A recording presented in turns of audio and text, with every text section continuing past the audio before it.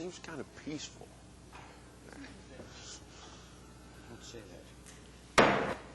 It is the appointed hour for the meeting of the MAPS 3 Citizens Advisory Board for November the 18th, 2010.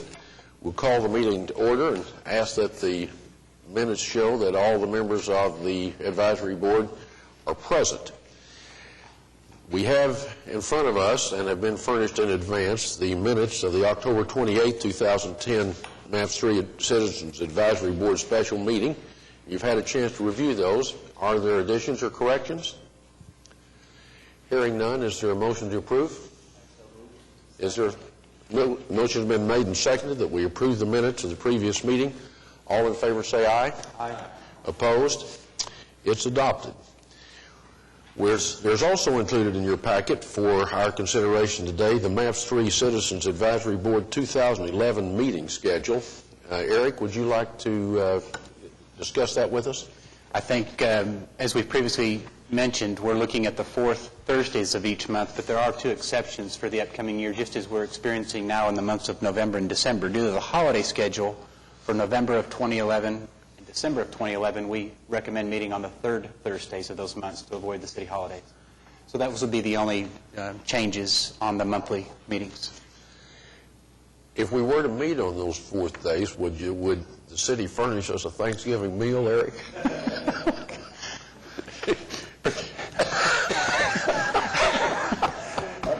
Sure. I will furnish you a meal if we need to meet. Well, there's nothing wrong with us having a little fun, is there, Nathaniel? All right. We have you have before you the meeting schedule for 2011. Are there comments, discussion? If not, would you move its approval? Been moved. Is there a second? It's been moved and seconded that we adopt the meeting schedule for 2011. That's included in your packet, which provides for meeting the fourth Thursday of each month, except for the months of November and December. All in favor of the motion say aye. Aye. Opposed? It's adopted. Next, we'll move to item 4 on the agenda, the recommendation of a resolution. Would you brief us on that, Eric? Be happy to. This is a resolution to the City Council ratifying the issuance of and approving addendum number 1, awarding contract, total amount $838,416 to K&M Dirt Services, approving contract and bonds for the demolition of the Federal Post Office, project M3P0002. The previous meeting, we did authorize advertising these, and those did get sent out. The bids were received on November the 16th, just this past Tuesday. We're pleased to have 4 bidders. You'll see that the prices did range somewhat. There was a base bid for the demolition and a separate base bid for asbestos abatement of that facility. This is the old post office at 320 Southwest 5th Street. It's a part of the projects that are being acquired in the new park. And so this will be our first demolition project. There's several more to obviously come as there's other structures there. The bids are well within the budget that we identified of a $1.8 million, and we are recommending approval. Are there questions for Eric? Kimberly? Right? Sorry. Yeah, I got a question. I noticed that on his bid, our estimate was 1.5, and the successful one was probably significantly less than our estimate. Did we evaluate and see what was the reason? You know, it's just a very good bid by that particular contractor. Of the list that you see there, 3 of these are regular demolition contractors that the city does do business with. K&M, Midwest, and M&M are 3 local firms that frequently bid on our work. They simply just had an excellent bid that meets the requirements of the specifications. Kimberly? My question was to the significant difference on K&M, only on the demolition portion of it, where the others seem to be more in line with the estimate. It just kind of threw up a flag. Maybe they have an advantage, the other 2 don't. So, we don't have the inside detail to that, but we have confirmed that the bid is acceptable, and we have sent out contract and bonds for signature. Thank you.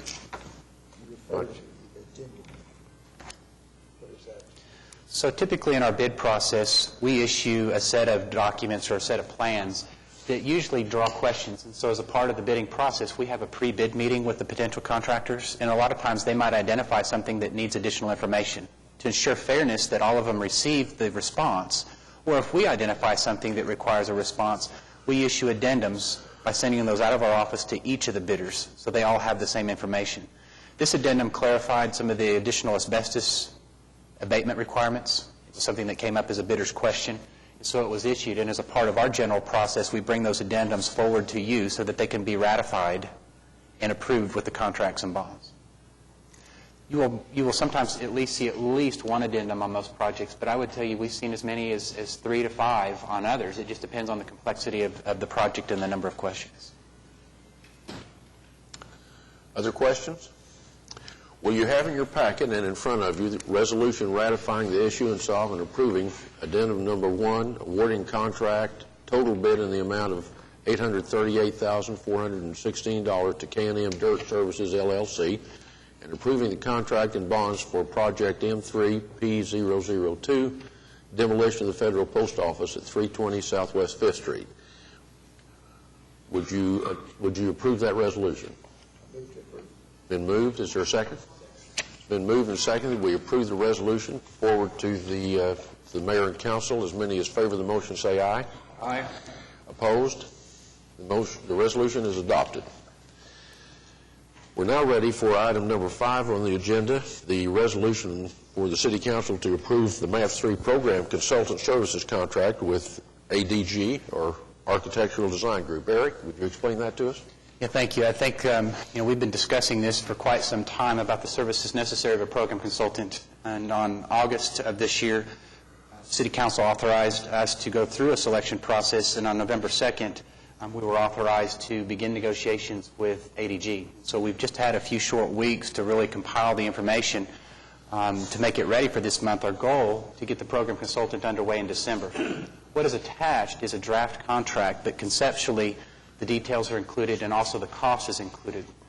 The Exhibit A, B, C, and D are exhibits where we intend to fill in some additional details prior to taking the final contract with signatures to council. But in scope, it's not going to change, and in cost, it's not going to change. The scope is really broken into a few categories. We are looking at a contract that has renewals for a 10-year program. The anticipation is that we'll renew those each year on July 1st, and so this first one will take us through June 30. We will be bringing back items to the advisory board and to the council to do those annual renewals, and we can do amendments and changes to the contract as necessary at those times as well. What we're looking at for this first 7 months are 4 categories of work. One which we'll call program administration, and this is the general support staff of about 3 full-time employees of ADG to assist our office in the day-to-day management of the program. We're using something very similar on MAPS for Kids, and we successfully used this on the original MAPS 1 program as well. That would be at a cost of approximately $450,000, and it would be billed monthly. So there would just be a monthly rate to retain those 3 full-time or full-time equivalent employees. The second category is what we'll call program initialization. We've talked for some time about an implementation plan. They're going to go through a very detailed process with their consultants to review each of the projects. They're going to look at conceptual cost budgeting items for each project, the amount of contingency that's needed, going through and further detailing and meeting with stakeholders and potentially the subcommittees to put together a guide that more or less will replace our resource guide, taking that 2 or 3 years of a collection of information, updating it into a single document so that we can receive that, understand the projects much better, and move forward. Also in the initialization is they'll create a program schedule. This would be a detailed bar chart schedule that once the priority order is established, we would have a very good understanding which projects will, say, be done in the spring, summer, and fall of next year, and subsequent years after that. And then the third category of the initialization is some of our outreach, or our community outreach components, where we want to do further enhancements and updates to the city's website regarding MAPS 3. We also want to put together some Q&A type handouts and 2-page documents, something that we can distribute to the public that would be updated periodically just to make sure that we're getting good and accurate information out to our citizens. And that will be the second part of the contract, and that's anticipated at $350,000, and it will also be billed out as a percentage of complete of those individual activities. The third category is project requirements. Now these, although we've included a cost, or we will include a cost for each of these, this is where, right before a project is ready to go into its formal design stage, we usually need to have a good idea what to tell the architect so that they know what to design, or an engineer on what to perform as a part of the plans and the specs. And this is a document that ADG will create with their consultants that gives those architects and those engineers as much detail as possible about those projects. But with that said, even though all 8 projects are listed in the contract, we won't get to all 8 in the time period between now and June 30. Some of these are going to come later next year. There's some of these that if a project's not to start for 2 years, we won't do the project requirements on it for that 2-year period. We want to make sure that we put the latest, greatest information in there so that those architects have what they need to move forward. But all of them are included because we don't know which projects are going to go first, second, third, and so on. So they've all been put in here, and that is at a cost of about $350,000. The last category that you'll find in the contract, and this is typical of what we'll also do with architects in some of our design contracts, is we'll include additional services. These are things that we don't anticipate needing, but allow us to reserve the right to authorize if needed without actually having to come back for a contract amendment. So if we find the need, for example, to do a detailed cost estimate, which isn't a part of the basic services, and we need ADG's assistance to do that, we can receive a proposal from them and authorize it at a staff level. We've put a maximum not to exceed for this first period of $50,000 for any of those services that might be required. None are anticipated at this time. The total contract that you have before you is $1.2 million. And again, as we talk about the project requirements being about $350 of that, we're not anticipating spending all of that up front. But I do anticipate that we'll have the implementation plan, the program schedule, the community outreach components underway. We also understand that ADG will fully have their office and all their staffing established in working with us on a day-to-day and forward basis from the approval of the contract and continuing into the future. To give you a little bit of a background, we have used a similar contract on the original maps. That was Frankfurt Short Bruges and Associates that assisted us on MAPS 1. MAPS 1 was about a $350 million program, and that contract was around $11 million. It's about a 3% fee if you look at it from a program perspective. On Maps for Kids, we had a $700 million program, but $530 of that was construction related, more the direct oversight of the facility group, and now ADG is working on that. It was about an $18 million contract, and it was just a little over 3%. We're anticipating this contract over the life of the program to be in the neighborhood of about $20 million over the life of MAPS 3, but that's going to be down in the 2 to 2.5% range. And so we've realized a lot of efficiencies as we've worked forward from MAPS 1 to MAPS 2 and now into MAPS 3. But again, we will continue to detail that with the annual renewals as a part of this contract. And with that, I can answer any questions that you might have. Questions?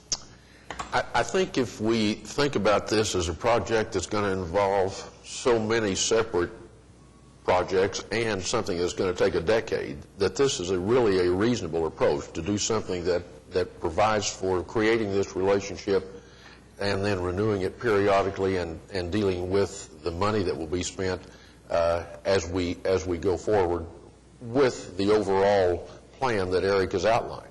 And it seems to me to be a real reasonable approach for us to do, rather than to try to say today, this is what we're going to do for the next 10 years and here's what it's going to cost. It seems like this incremental approach that's been so successful in MAPS 1 and MAPS 2 is a very reasonable thing that they're bringing forward for us to consider. Anyone else have a thought or a comment about it? Eric, could you comment a little bit on the selection process? Was there a lot of interest, number of bidders, evaluation criteria, any particular qualifications that led us to select ADG? Sure. So the selection process, again, we're using the process that we've described, and I know last month we went into a little bit of detail about advertising, shortlisting, and going through that. Of course, we had 2 representatives of the advisory board with us as we went through that process, as we went through the negotiations. But we advertise in local journals, Daily Oklahoman and others, when we're ready to advertise a project like this one, and that's what we did with this. We have a deadline for the receipt of letters of interest. I don't recall the total number that we received, but I think it was around 10 that were interested in this project. A short list is created. Obviously, it's very difficult for us to interview 10 firms, but a short list is created, and we did interview the top 3. And following those interviews, ADG was recommended from the consultant selection committee. And that was what was actually done here just at the middle part of October. With that, the authorization from council following the board's recommendation on November 2nd was to then negotiate that contract. And so what we're bringing back to you today is that negotiated contract for your consideration, forwarding it to council. Did you say that ADG had worked with you on some of the previous MAPS projects? They are currently working with us as the consultant on Maps for Kids, yes. So we do have an existing relationship with the firm that is very good, and so, again, it's also something we could recommend going forward with the staffing and the proposal that they've made. Anyone else? Dee? Yes. Is there going to be a fluctuation of actual work done compared to where we are on the projects? I mean, do we need a lot of people at first, or does it happen in the middle or towards the end? I mean, will there be a discrepancy in the amount of work done per month? So there's a category of work that we have not negotiated at this point, but it will be what we've referenced as the plan review and the cost review when we actually start getting into the real meat of the projects. And that's definitely going to increase staffing requirements on ADG's level, but also from the consultant's perspective. They've engaged some specialty consultants or have them on retainer ready to assist us, specialty consultants that are experts in, say, the convention centers, river and hydrology and those kinds of things, and have them on the ready for us. That's not included in this, but that will most likely be included on the next update or in the next renewal, and therefore you will see an increase in staffing at that point once we get into the real projects.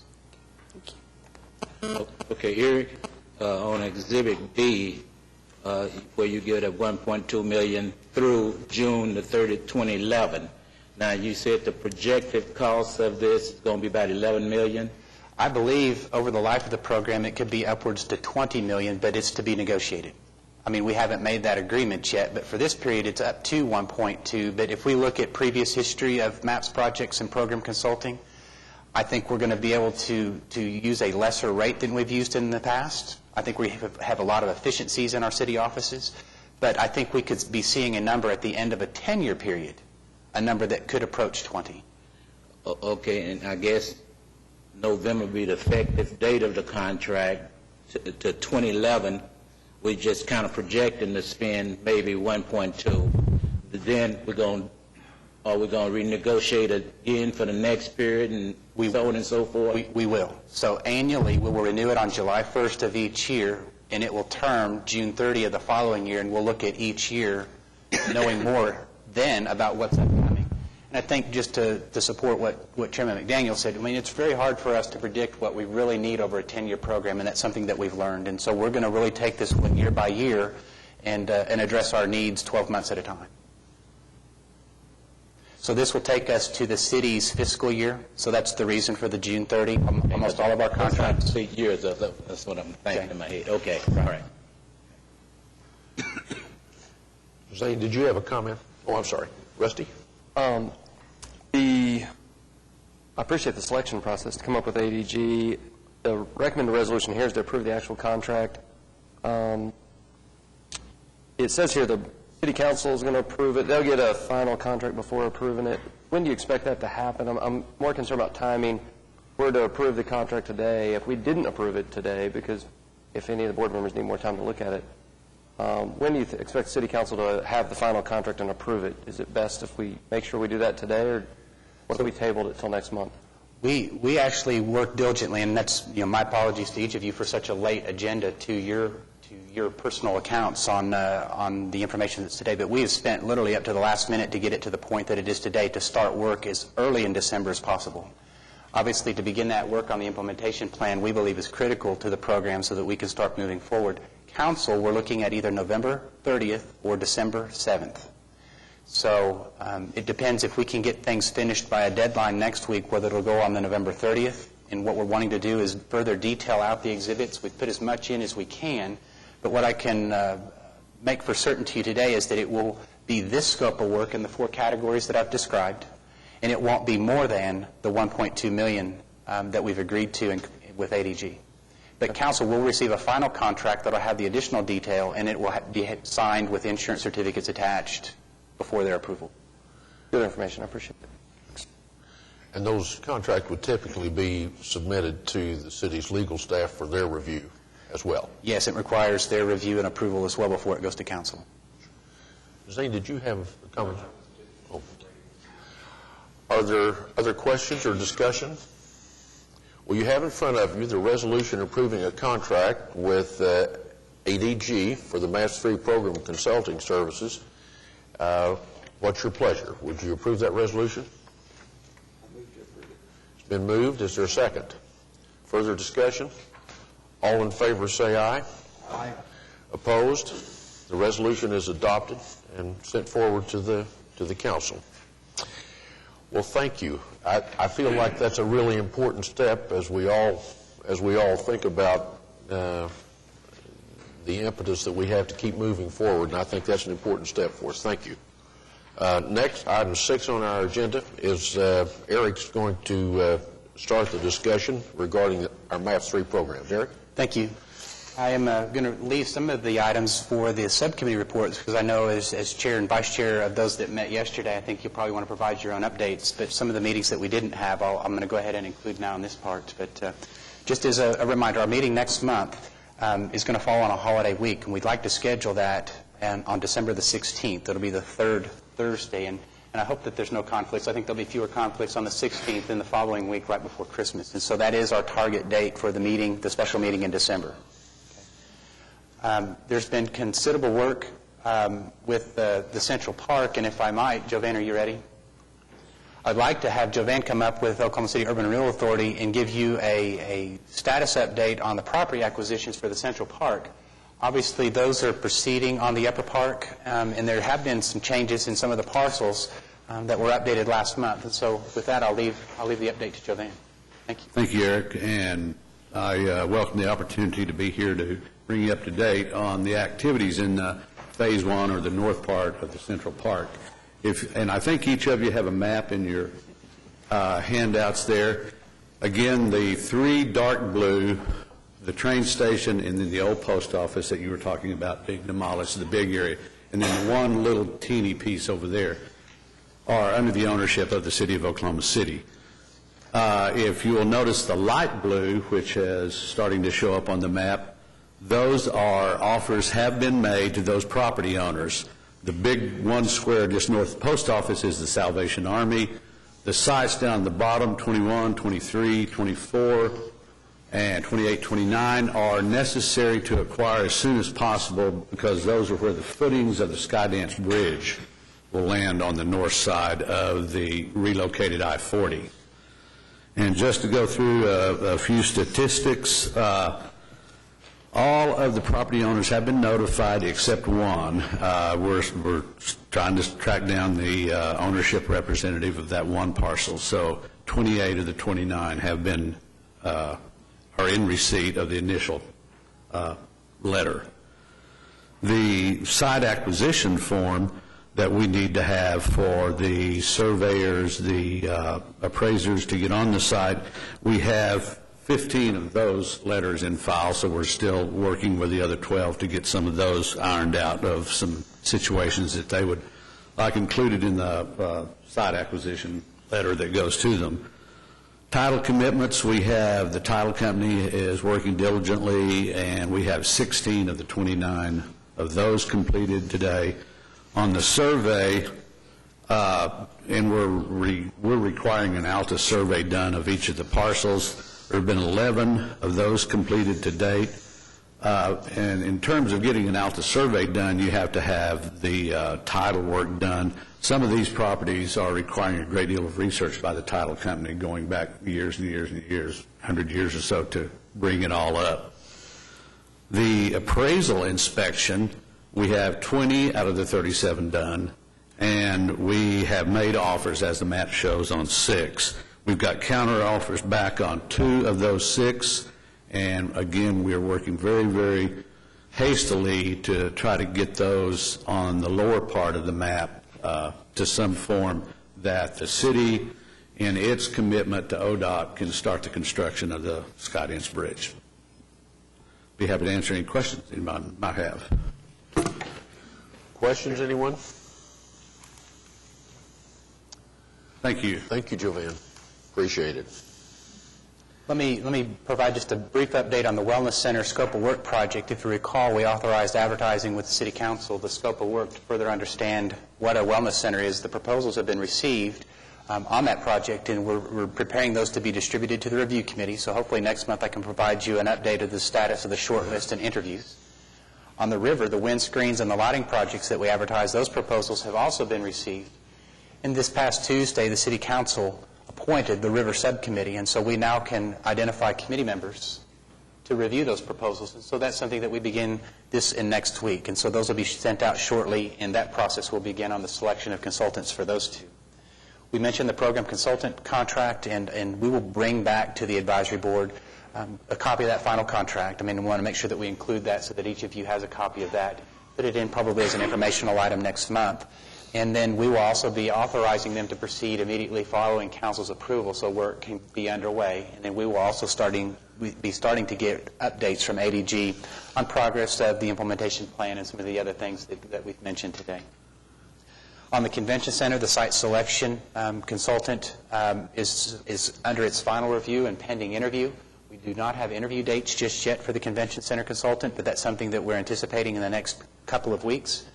And then lastly, on the trails and the sidewalks, another subcommittee that was appointed on Tuesday, hoping to have the first meeting the first part of December. And so there were 3 additional subcommittees that were appointed on Tuesday, and just as we have this week, we're going to have those initial meetings and get those underway. But with that, next meeting, I think we'll have several updates that we can provide regarding additional consultants for consideration on the projects that I've mentioned, and again, can answer any questions that you may have generally about the program. Eric, last meeting you distributed copies of the members of the subcommittees that had been appointed at that time. Are you going to give us the And we will. Those were done on Tuesday. The mayor's office just hasn't yet completed the document that we've included in previous packets, but those will be included in next month's packet, yes. Other questions or comments? While we're talking about that, Eric, it occurs to me that it might be a good thing if you would ask one or two of the principals of ADG to come to one of our meetings. I think we'd all like to meet some of the principals that will be working on this as our consultant. I know that some of our members met with them, but I think it would be something that we'd all like to meet the principals that will be responsible for consulting with this committee. Does that seem like a worthwhile endeavor for you all? Doesn't the scope of work suggest that they attend all the meetings? They will be here, and I'll make sure that the principals are here. And it's Tom Wilson is the principal, and then we also have Mike Mize, who is an associate principal of the firm, that I'll make sure that they're here next month to just generally introduce themselves. And they may not have a report ready for us next month. They'll be here, and they are scheduled to attend all the meetings, yes. That's great. Thank you. Well, then we move to item 7 on the MAPS 3 subcommittees, and I'm going to ask the chair of each of the subcommittees that have met to give us a brief report on the committee. But I wanted to say as we start, and Councilman McAtee, I'd like for you to I not only want to say this publicly, but I'd like for you to convey it to the mayor and your colleagues on the council. I've been attending almost all of those subcommittee meetings, and I want to compliment the council and the mayor. The quality of people who have been appointed to those subcommittees, their interest that they have exhibited, their willingness to volunteer their time for the MAPS 3 projects and the future of our city, I would say is inspirational.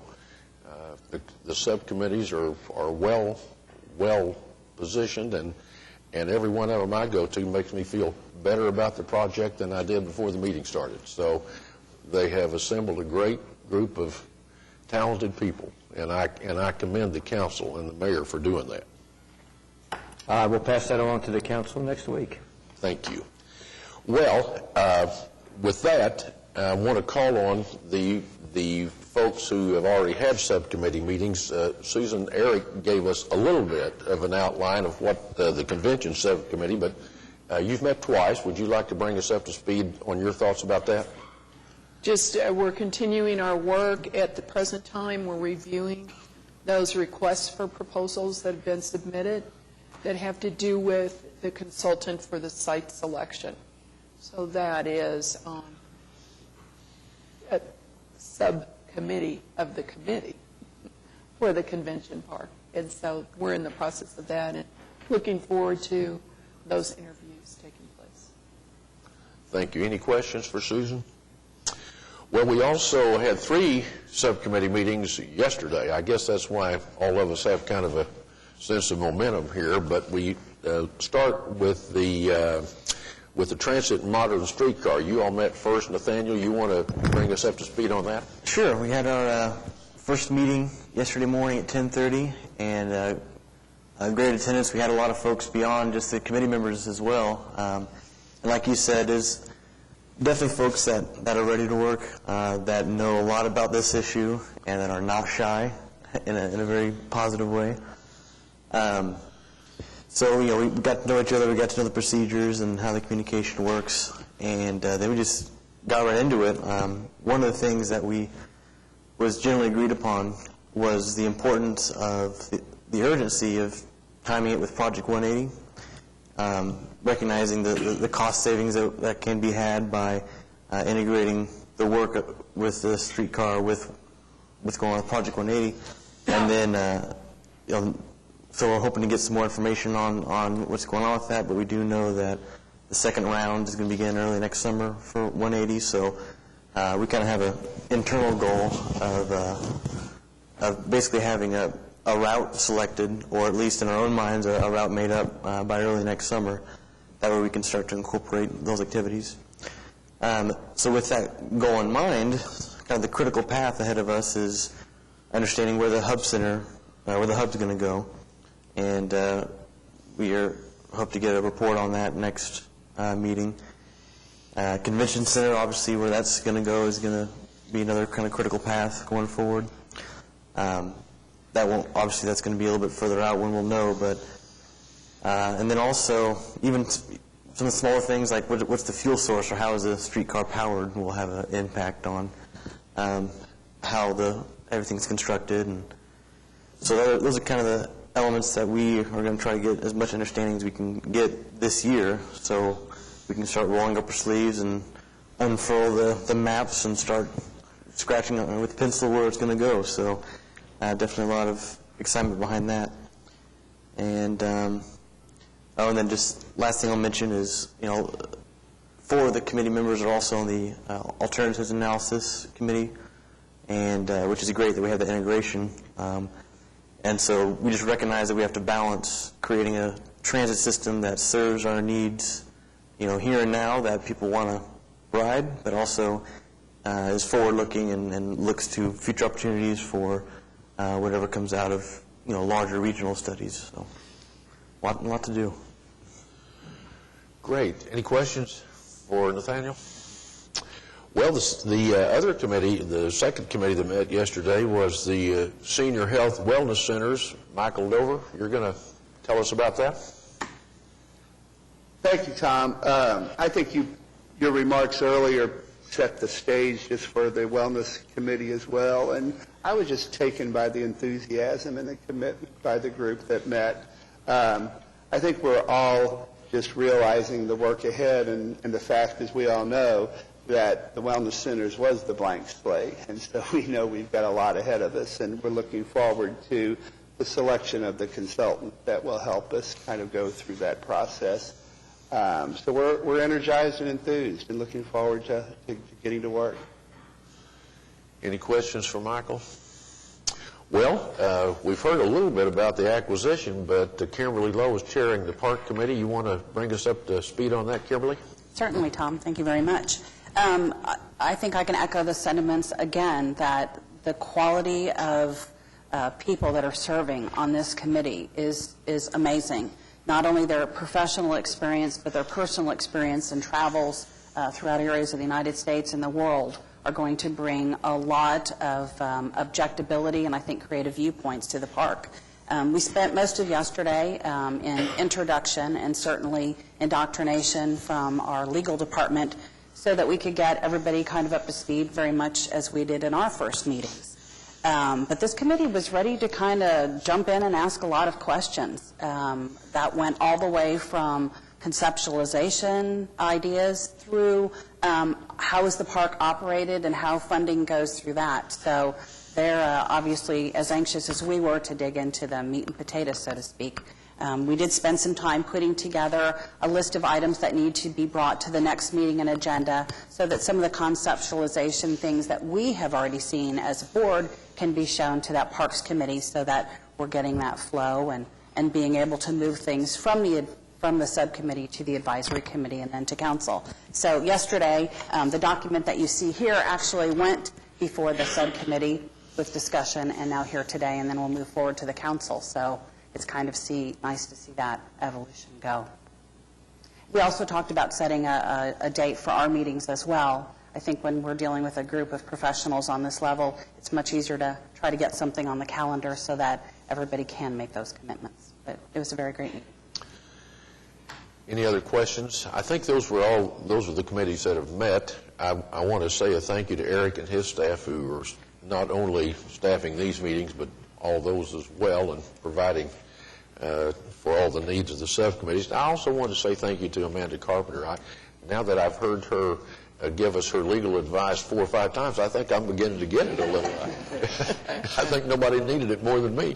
So this has turned out to be a good thing. Thank you, Amanda, for being at our meetings and keeping us on the right track. Eric, did you want to add anything? I think the only thing is the fair, the trails and sidewalks, and the river subcommittees were announced by Council Tuesday, and as Mr. Adams mentioned, we will get the names of those in the next packet. But we are actually going to go ahead and start trying to schedule those meetings in early December so that we can get that process also started like we did this week and have future reports from those other subcommittee chairs as well.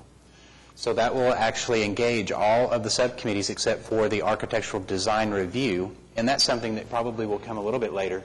Obviously, I think the intent of that committee is to look at actual designs before they're implemented. It's not as much of the planning and the programming and some of the groundwork that we're going to be doing all the way from the bottom up, but I imagine Council will announce that later at a time most appropriate. All right, then let's move to item 8 on our agenda, the informational items. Subtopic A is our MAPS 3 revenue and expenditure report for September 30th, 2010. Eric, you want to comment on that?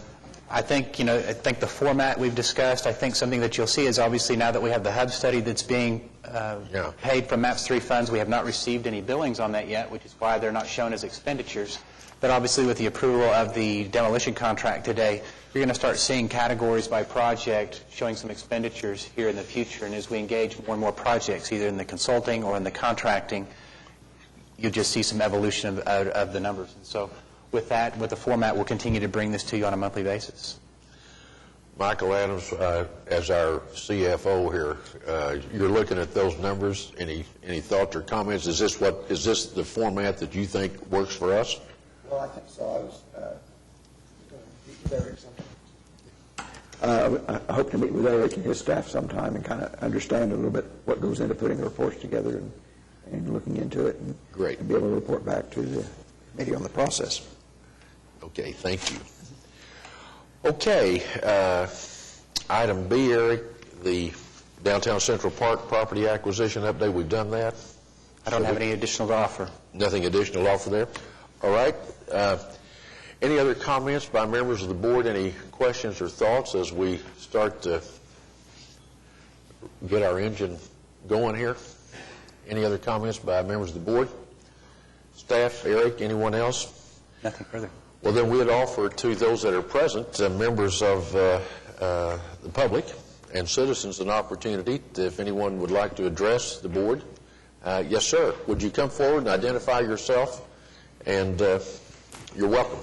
My name's Mark Gibbs, and I was very honoured to be appointed by the Mayor and Council to the MAPS 3 Transit Modern Streetcar Subcommittee. Good. I would like to think that we have got a great group of people from diverse backgrounds with a very broad range of experience of all aspects of downtown, transit, and also project planning and implementation. So I'm very proud. I think we've got a great committee, but I would like to think that we would measure up to your estimation, and fortunately you weren't there yesterday, Mr. Chairman. we, as a group, are very, very determined to protect the MAPS brand and the values and the success of this project, these capital improvements that have done so much for the city. We're also aware, actually, and I'm quite honest about the stigma that rail projects can have for overruns. So I can assure you that we'll be keeping a very close eye and planning realistically and allowing for contingencies and so on. One of our big jobs will be managing expectations. We cannot reach everywhere initially in a starter system, but there are prospects for future work. We're very unique around the country that this is self-funded locally. We're not relying on a federal match at this stage, but if we follow procedures that the Alternatives Analysis Committee is doing, we don't prejudice the opportunity to get future federal funding, and indeed we can count the MAPS money as a local match for, say, a future extension of the streetcar system or commuter rail to Edmonton and Norman. Also, we're acutely aware, and obviously this is one component of the MAPS projects, and we want to do the best for that, but this is the best chance to improve transit metro-wide. And if people can see rail and get used to rail, we strongly believe that this is the way forward, and we can look to implement the next steps of the Fixed Guideway Study, the 2005 Fixed Guideway Study, which there was commuter rail identified.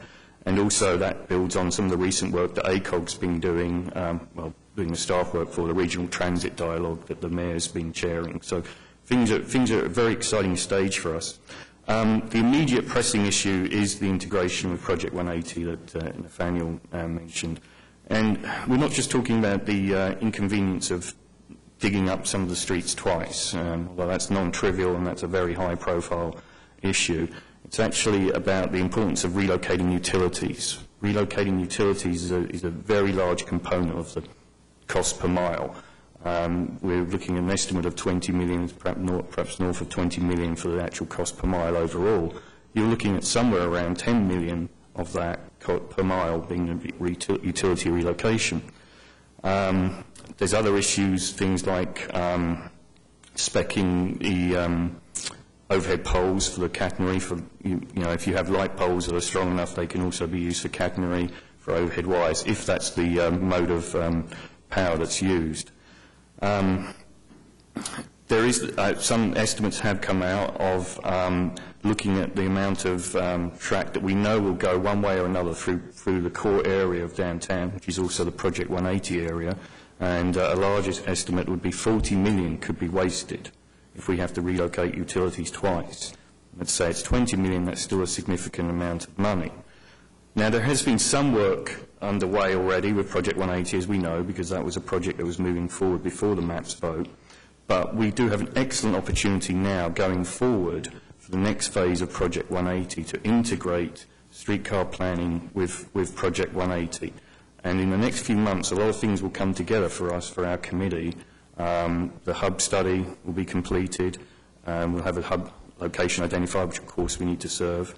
We'll have a good idea of the convention centre location, and the alternatives analysis process will be complete. If we're able to work hard over the next few months, we'll be able to recommend to you a route, and particularly the route where we'd go through downtown, and even down to which side of the street. With that in hand, Project 180, which goes forward for the next set of bids and the next set of construction in early summer, we can that way coordinate and save money, a significant amount of money for the utility relocation. I'm not here asking you to start spending money, MAPS money, on the streetcar project. Of course, I would advocate for that and so forth. But I'm actually saying here's an excellent opportunity to save MAPS-free money. In other words, make the MAPS-free taxpayer dollar go as far as possible. So this is an excellent opportunity to bring these things together. Our committee is really ready to get stuck in. We know there's a lot of work ahead, but we believe that we can do a great job for the city. Thank you. And if I can reinforce Mr. Gibbs's and, of course, Mr. Harding's comments, I mean, that was a primary discussion that came up in the subcommittee meeting yesterday, was the integration of Project 180 and some of the work that we all see downtown that's clearly underway. The next round of bids is early next summer, and so we are going to do as much work and be as diligent as possible to try to get that alignment established so that we can realize certain savings or at least as little rework as possible. I mean, it's very hard to predict that today. I mean, Project 180 has a schedule and it has to be completed per its contractual obligations, and a lot of that work began much before MAPS 3, the planning process and so forth. But we are armed with a lot of information, and as the subcommittee has been activated and moving forward, that's something that I think that you're going to see in the coming months are a series of recommendations to help us minimize those impacts and maximize our availability of funds. Mr. Gibbons, thank you for being here. Your comments are much appreciated. Thank you for taking time to be with us. Are there other comments from citizens?